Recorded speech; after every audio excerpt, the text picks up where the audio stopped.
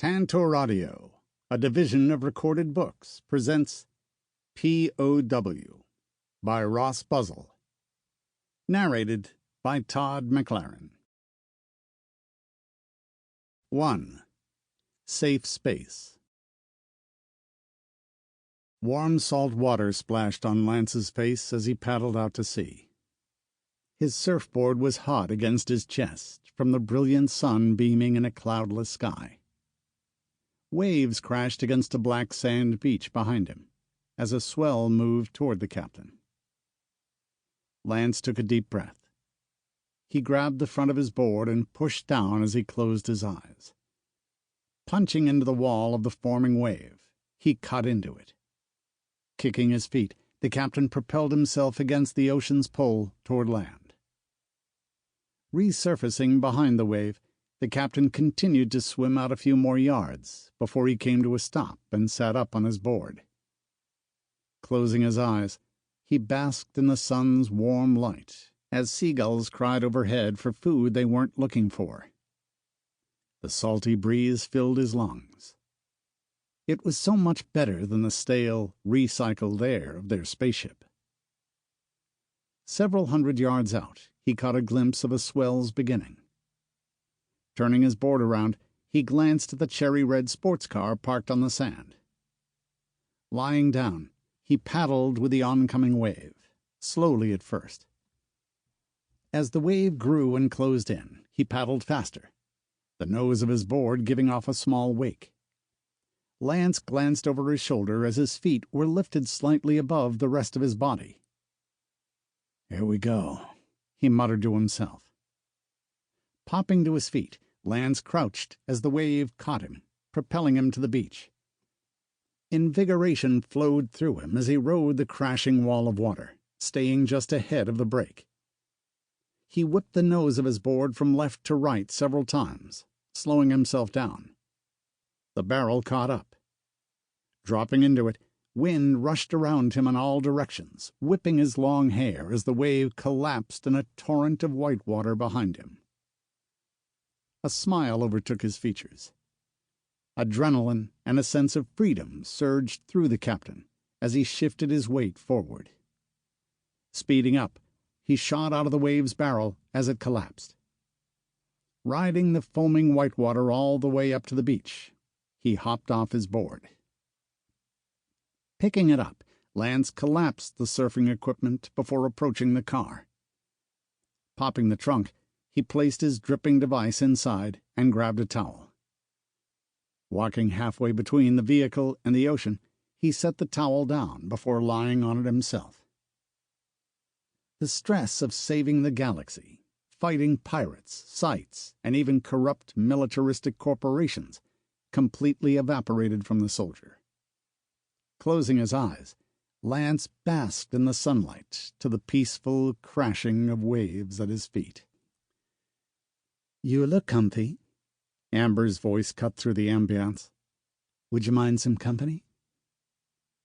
Opening his eyes, Lance looked over to see the physician approaching him. Her intricate S4 blue swimsuit hung on her athletic frame precariously enough that a stiff breeze might remove it from her. Lance's heart skipped a beat as he propped himself onto his elbows. "I most certainly would not," he replied. She flashed her white teeth at him in a smile as she approached and sat on the towel next to him. Amber moved some of the hair that was drying to his face. Her eyes pulled Lance in, nearly hypnotizing the soldier. "That last one was far too close," she said, as she ran her fingertips over his scarred body. Chills cascaded over the soldier at the touch of her fingers. Not having felt that in years, his mind went nearly blank. "I'm glad you decided to come back to Earth with me," she whispered, resting her head on his chest. "I couldn't bear it if anything were to happen to you." Lance lay back down. He used his hands as a pillow as Amber's fingers twirled in his chest hair. His brow furrowed as he tried to remember what happened. how he'd gotten there. As he looked down at the doctor, she gave his chest a kiss before twisting herself to hold eye contact with him, laying her cheek against his chest. "Are you okay?" she asked. Her brow furrowed, and her full lips pouted.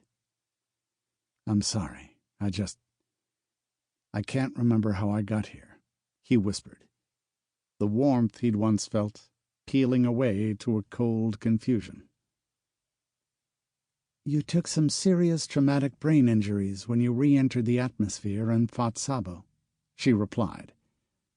"It caused memory problems that we've been working on. Over the last year and a half, you've gotten a lot better, but we're still working on it." A memory flashed in Lance's mind of Cecil looking up at him in a Veles uniform, introducing Amber as his right hand. Very slowly, the captain moved his right hand from behind his head. Gently, he caressed Amber's cheek, ready to go for her throat in the blink of an eye.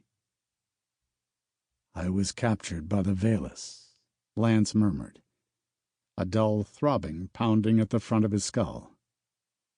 "You're the right hand." "Was the right hand," Valdivia interrupted. "Amy and I were assigned to infiltrate the Veles, climb the ranks to its highest level, and topple it from within. Once we got you, Cecil wanted to kill you."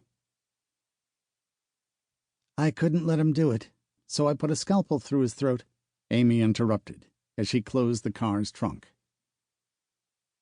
Lance looked up to see his basic training team member alongside Shadavia.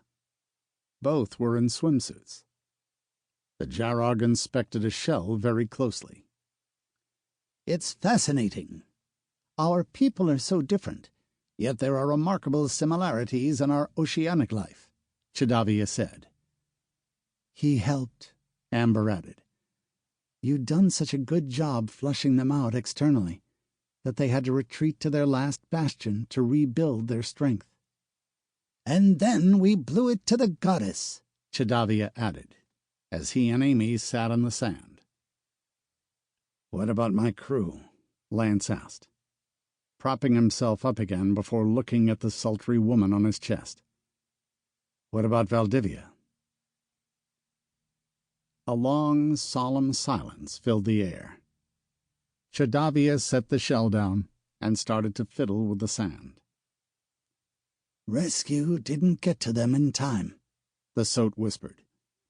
"Sabo destroyed the life support systems to the dropships and escape pods. All but one was gone by the time help came." Lance sat up, pushing Amber off him as he did. "And the one?" Lance asked.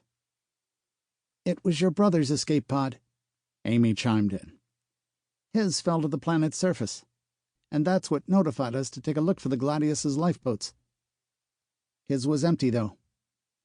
I took every person I could and swept the planet. He vanished." "And Val?" Lance asked, becoming insistent. Amy sighed. She pulled her watch off and offered it to Amber. The doctor flipped through the screen on her watch and selected a video, turning it on. A hologram of Lance flickered to life. His hair was only a few inches shorter than it was now. Weariness overwhelmed his face as dark circles around his eyes contrasted starkly against his pale skin and green irises. The hologram ran his fingers through his hair as he stared at the camera with bloodshot eyes. "If you're watching this, it means you're in relapse," the hologram said. "It happens every few months now. Almost everything since after the accident just seems to go. Things have gotten better. It used to be every day or two that our mind would reset. But with the information gathered from her research and stabilizing Shadavia, Amber's been able to help us mend our mind." The hologram paused for several seconds. He reached off screen, before returning with Valdivia's pink helmet. His features twisted in pain as he fought back tears. They rolled down his cheeks as he shook his head. There's nothing you could have done. It's not your fault. There was just no way to save them, the recording added. You've been with Amber for a year, at the point of recording. They just thought it might be easier coming from you. The hologram cut off. Lance bit the inside of his cheek. Amber handed Amy her watch back. Lance lay back down, flicking his thumbs as he did. How often do I have to watch that? Lance asked. This is only the second time since you made it, Amber replied, as she rested her hand on his chest and looked down at him. I'm so sorry that you have to relive this over and over again. We are getting close to full integration, and when we do, there won't be a need for that recording anymore. And we still haven't given up on your brother, Amy added. We've been scouring the entire system since we got you out of there. We'll find him. Amber looked over at Amy and nodded toward a bend on the beach. There's a lot of tidal pools over there that P.O.W might like, if you want to show him, she suggested. I love tidal pools, P.O.W said as he stood up. The Jarog practically pulled Amy off the ground before charging toward the bend on the beach, his tail whipping this way and that in excitement. You had to mention tidal pools, Amy muttered with a shake of her head. Amber shrugged. As Amy and P.O.W vanished out of sight, the doctor turned her attention back to Lance. I love you, she whispered, as she moved toward his head, gently running her fingers across his cheek. And I'll never stop doing everything in my power to get your short-term memory back, or your brother, or any memories you might have where he is. Leaning down, Amber delivered a gentle kiss to the captain's lips. Electricity surged through his body as he returned her kiss. Leaning up, he gently cupped her face with one hand as he deepened the kiss. Lance's heart raced. He lay back on the towel as Amber straddled him. She ran her hands over his body as he gripped her sides tightly. Breaking the kiss, the captain leaned back. Amber was in the same position Valdivia would end up each time they'd spar. You almost had me, he whispered. Confusion overwhelmed Amber's flawless features as her head tilted to one side. What do you mean? She asked. You could have done. You've been with Amber, he quoted from the recording, before placing his hands on her smooth thighs. But most importantly, I'm a Bright Eyes. They're blue, not green. Lance bucked his hips up, kicking his feet toward his head. Wrapping his feet around Amber's face, he pulled her to the sand with all his might. As she hit the ground, she shattered into a million fragments of light. Instantly, the world around him vanished. As he stood up, he looked around the empty void that enveloped him. "What is this?" he snarled, clenching his fists. "How did he break it?" Jacob's voice echoed through the void. "I don't know. We had almost complete integration to his synapse," another male voice replied. "We'll put him under again," Cecil demanded. "You can't," Amber cut in. As she spoke, the void gradually faded into a lab. He was bound to a table with dozens of wires and tubes attached to him. "You're my right hand. "You don't have the authority to order me," Jacob Cecil snapped. "You're right, I don't. But I'm the best medical professional you have in this facility," she countered. "His mind is unraveling. If you don't give it time to recover between integrations, it'll come apart completely, and best case scenario, it'll kill him. Worst case, his brain will turn to mush, and he'll be nothing more than a drooling pile of meat. Either way, no use to us." Guys," the second voice cut in as he noticed Lance staring at Jacob and Amber. "Is he supposed to be awake?" "With what we gave him, it's not possible," Cecil replied, before making eye contact with Lance. His eyes widened in shock. "Put him under!" Amber walked over to one of the tubes connected to his arm. She injected something into it. As she did, Lance passed out.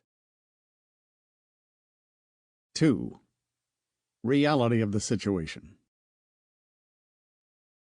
Reality warped around Lance as his mind twisted and compressed from the narcotics flooding his system. It took every ounce of his will just to keep his eyes open. Lights, whose sources he couldn't pinpoint, flared, causing sharp pain to spike through his skull like a hot spike. As he drifted in and out of consciousness, muffled voices pulled what little attention he could muster. Just like the world around him, they were muddled and twisted, impossible to understand. Time passed. It could have been seconds. It could have been years. He couldn't tell. All he knew was the drugs were wearing off. Knowing better than to reveal he was recovering, he maintained his doped-up persona. The doors hissed open as 2 employees entered. "Do we have to keep babysitting this vegetable?" one asked. "You'd want him to be kept as a vegetable," the other replied. "Do you have any idea who this is?"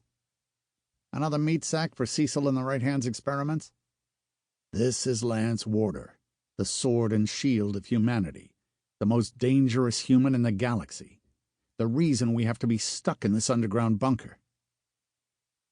"Oh, really?"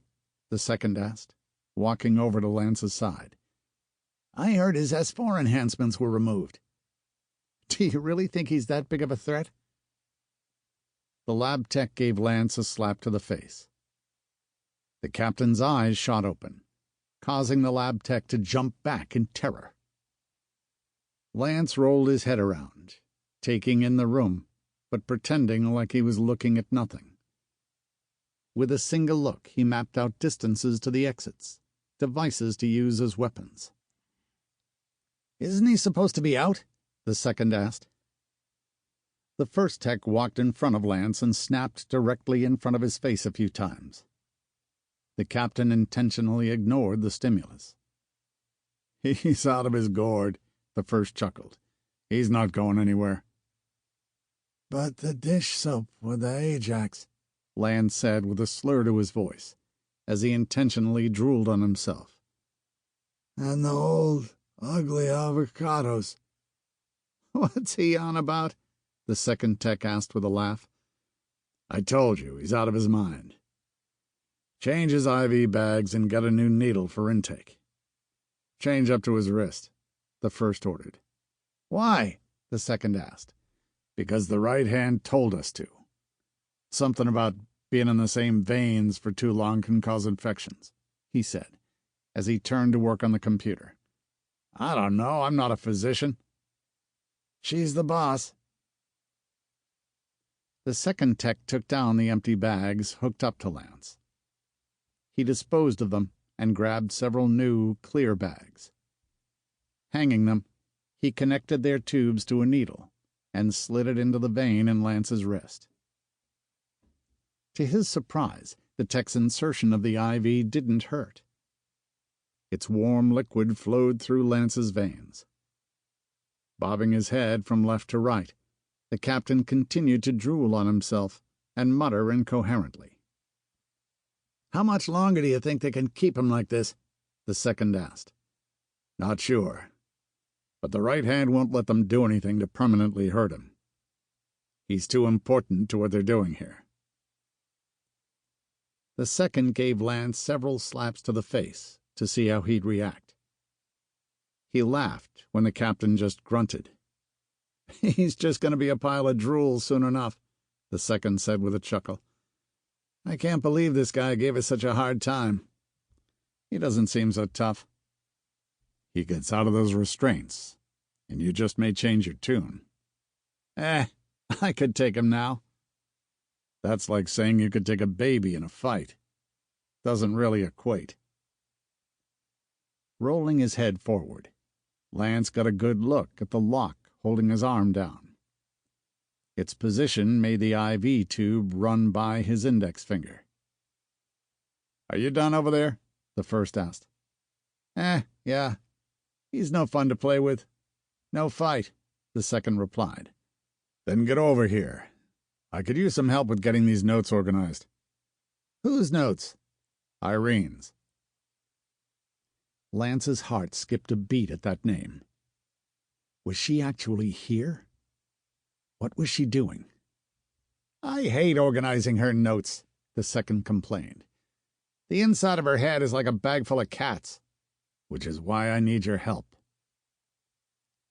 The second technician leaned against the computer. Shaking his head, he rubbed his eyes aggressively. "What's she working on now?" "Something about a way to rewrite genetic expression to a population on a planetary scale," the first replied. "She got the idea from something she found in that monolith before the outpost went nuclear," the first replied. "Oh, yeah, I heard about that. What happened there?" the second asked. "Lance happened. He showed up, took the catalyst, and nuked it into the ground, which is why I'm completely against him being here. If he gets out, we won't be able to come back this time." "Ease up. He's not a threat to us." "Besides, when Irene gets her hands on him, he won't be a threat to anyone again."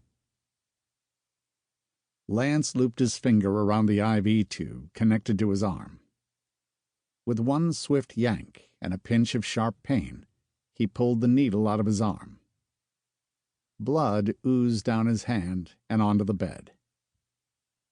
As the technicians argued about how to interpret Lance's notes, Lance pinched the needle and pushed it into the lock. Moving it around, he'd give it a gentle twist as he'd feel it catch.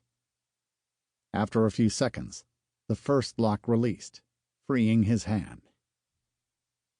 Moving as quietly as he could, Lance loosened the straps across his chest. He grabbed the needle from the first lock and went to the second. After freeing both hands, he slid under the strap on his upper body. Sitting up, he went to town on the lock around his ankles. Freeing them, Lance squirmed out of the rest of his restraints. What little noise he did make was drowned out by the arguing. When he slid off the table, his feet touched the cold metal floor. Walking on the balls of his feet, Lance grabbed an antique microscope. He turned back to the arguing lab techs. Approaching the first one, he tightened every muscle in his body and twisted his upper half. Extending his arm, he slammed the base of the microscope into the side of the tech's head, causing the man to fall unconscious to the ground. The second tech turned.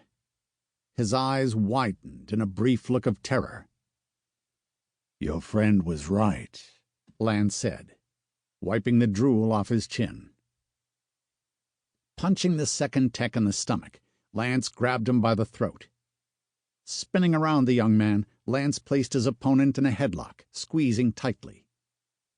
The technician flailed for a few moments before falling limp. Dragging the unconscious man to the table, Lance stripped him down and restrained the technician. Changing out of his patient clothing, he got into the technician's uniform.